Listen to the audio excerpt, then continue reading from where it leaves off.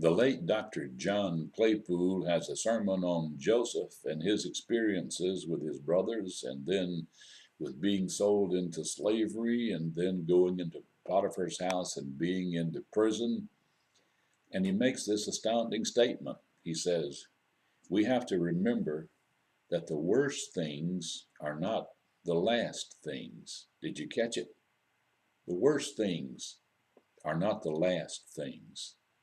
The worst things, a terrible illness, not the last things. The worst things, financial reversals, but that's not the last thing. The worst thing would be family situations, but that's not necessarily the last thing. And then the worst thing is death, but death is not the last thing.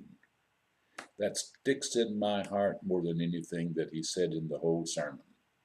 That the worst things that can come to us are not necessarily the last things.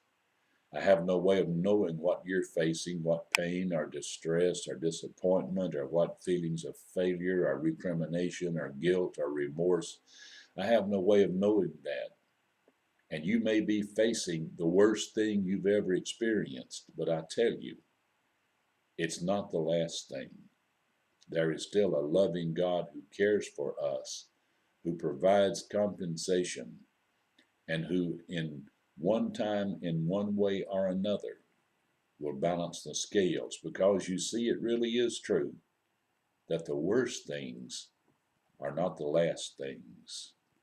Thanks for watching Don Howell, today's Light and Love from Liberty.